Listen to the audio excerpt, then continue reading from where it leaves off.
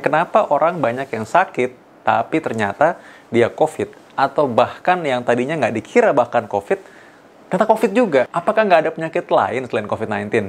Anda boleh aja bilang bahwa saya nggak percaya COVID-19. Boleh. Tapi orang itu yang ada pengentalan darah, paru-parunya sampai pucak-pucak putih-putih, rasanya kayak pilek, sampai nggak bisa merasakan makanan, itu Anda mau bilang apa namanya?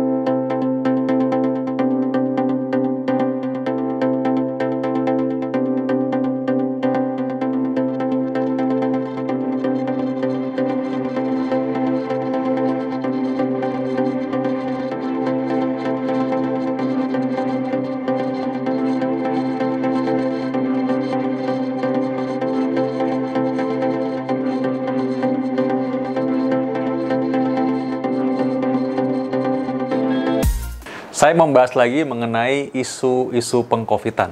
Oke, mungkin ada oknum yang mungkin salah tulis, atau mungkin ada yang salah dalam sistem, mungkin saja. Tapi mengenai isu pengkovitan, saya pengen bahas nih, mengenai kenapa orang banyak yang sakit, tapi ternyata dia COVID. Atau bahkan yang tadinya nggak dikira bahkan COVID, ternyata COVID juga. Apakah nggak ada penyakit lain selain COVID-19? Tentunya pasti ada. Jadi karena itu saya ingin bahas mengenai itu. Sekarang yang pertama gini, penyakit itu memang banyak. Jadi, ada gejala-gejala yang mirip-mirip. Penyakit itu dibilang penyakit karena ada susunan kumpulan penyakitnya, kumpulan gejala-gejala yang lain.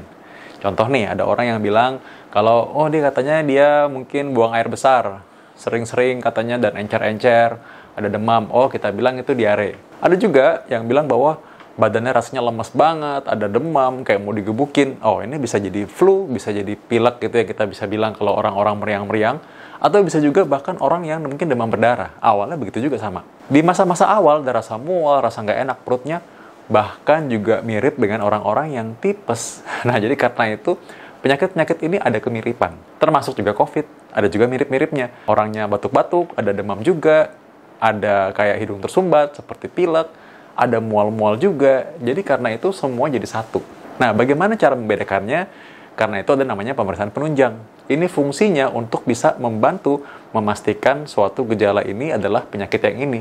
Kan sebabnya beda-beda.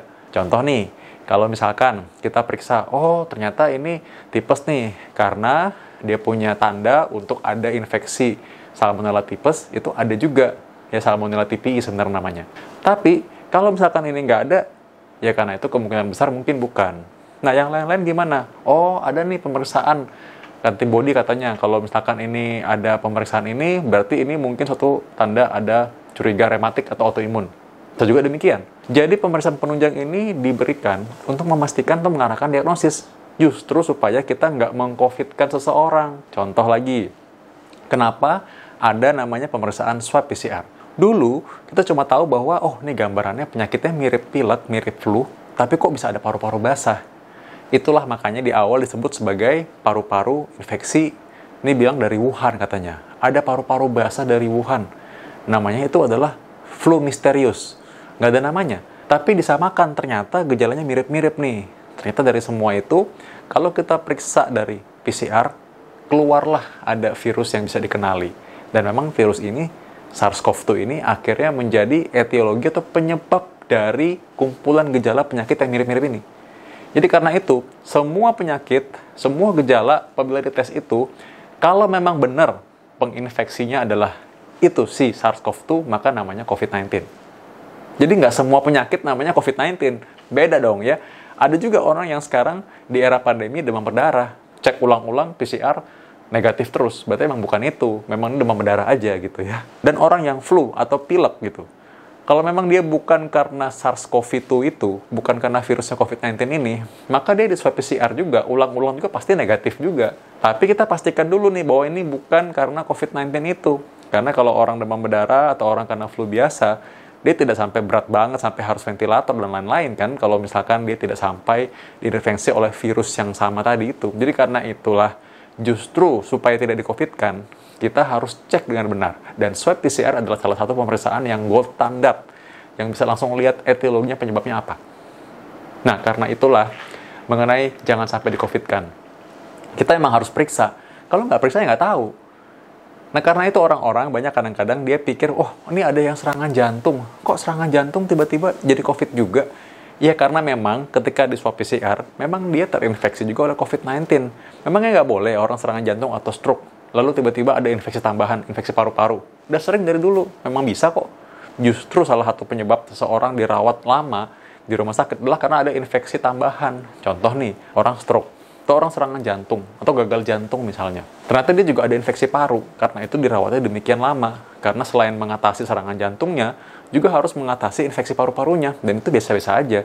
Memang bisa aja dong ada orang yang penyakitnya ini, lalu penyakit lain ikutan masuk, kan bisa. Jadi bukan pengkovitan. Orang yang serangan jantung juga bisa punya penyakit stroke misalnya. Orang yang serangan jantung bisa punya penyakit lambung, bukan dilambung-lambungkan, bukan dibikin jadi sakit mah, kan enggak. Memang dia memang punya penyakit tersebut. Jadi karena itulah yang dibilang mengenai isu pengkovitan itu. Mungkin aja ada oknum, mungkin aja ada sistem yang mungkin harus diperbaiki. Tapi di luar itu semua, bahwa kalau memang swab PCR positif, berarti virus itu ada di sana. Jadi karena itulah, ini bukan di-COVID-kan, memang dia punya infeksinya. Dan karena itu untuk mengatasi sama-sama, kita butuh pengobatan sistematis. Dan sudah diatur, ini udah rapat nih, dokter jantung, dokter paru, dokter penyakit dalam, dokter anestesi, dokter anak, untuk merumuskan yang mana, bagaimana supaya kita bisa mengatasi penyakit-penyakit ini, penyakit COVID-19 ini dengan baik. Jadi karena itu, bagi kita para masyarakat yang ada, tolong kasih penjelasan kepada orang-orang lain yang belum ngerti bahwa penyakit ini emang ada. Anda boleh aja bilang bahwa saya nggak percaya COVID-19, boleh. Tapi orang itu yang ada pengentalan darah, paru-parunya sampai pucak-pucak putih-putih, rasanya kayak pilek, sampai nggak bisa merasakan makanan, itu Anda mau bilang apa namanya? Mau kasih nama penyakit lain ya boleh, silahkan aja. Itu menurut Anda sendiri, mau kasih nama, oh ini mah pilek-pilek biasa. Lah kalau emang punya penyakit jelas-jelas itu nyata, itu paru-parunya begitu kok. Orangnya emang jelas-jelas punya keluhan yang nyata juga. Nah, terus Anda mau bilang apa dia? Ya, penyakitnya Anda mau sebutkan apa? Sementara kita, dokter-dokter, udah bersepakat bahwa namanya penyakit ini adalah itu. Ya itu sama aja kayak Anda mau mengubah nama. Ini penyakitnya bukan diare. Lah dia mencret kok. Ya udah tuh namanya bukan diare. Saya mau kasih nama itu namanya flu. Flu perut, ya boleh aja, terserah mau kasih nama flu perut juga bisa. Tapi intinya penyakitnya ada kan, ya diare jelas gitu ya. Orang mau bilang itu bukan demam berdarah, saya mau bilang itu adalah penyakit flu dan demam saja. Ya bisa aja, bilang aja itu flu dan demam. Tapi orang semua taunya itu adalah demam berdarah, emang namanya itu kok. Jelas-jelas kumpulan penyakit sama juga dengan COVID. Anda mau bilang apa? Orang yang punya gejala batuk, tenggorokan nggak enak, panas, demam, ada mual, ada badan-badan rasanya kayak digebukin, anosmia, darahnya mengental, paru-paru basah, jadi satu semua, diperiksa swab PCR hasilnya positif. Anda mau bilang itu bukan COVID juga, ya itu memang COVID, ya kan namanya emang begitu. Anda mau ganti namanya pun penyakitnya masih ada, jadi itu nyata, memang itu ada. Mengenai apakah itu memang virusnya dibuat di laboratorium atau emang ini ada rekayasa dan lain-lain, kita terus terang nggak ada yang tahu sampai sekarang. Mungkin aja ada orang jahat seperti di film-film yang dia membuat virus khusus. Mungkin aja, walaupun udah dibantah juga oleh ilmuwan bahwa apabila itu virus buatan, manusia belum bisa menciptakan virus buatan yang sampai bisa bertahan sedemikian lama. Udah lama banget loh ini, hampir 2 tahun. Jadi karena itu akan masih sangat sulit untuk bilang bahwa ini adalah ciptaan manusia. Kok hebat banget gitu ya. Tapi oke lah, anggap saja itu benar, ini ciptaan manusia. Apapun itu, penyakit ini nyata dan mengancam kita. Kita kan mau sama-sama selamat, mau sama-sama sehat. Nggak ada yang mau dirawat di rumah sakit. Jadi karena itu, kalau mau sama-sama ini selesai, dan kita nggak mau nih ceritanya kalau ada pencipta virus sekarang lagi berbahagia, haha syukurin kamu pada sakit semuanya gitu ya. Kita nggak mau dia senang kan, karena itu kita jangan sampai sakit, mau tetap sehat. Gimana caranya? Ya udah pertahankan, pakai masker, jaga jarak, cuci tangan. Jelaskan ini kepada orang-orang lain supaya mereka juga mengerti dan terbuka pikirannya. Dapatkan informasi medis langsung dari Dr. Vito dengan subscribe channel YouTube ini. Anda juga bisa membagikan semua informasi berharga di sini dengan cara share ke teman-teman atau kenalan Anda.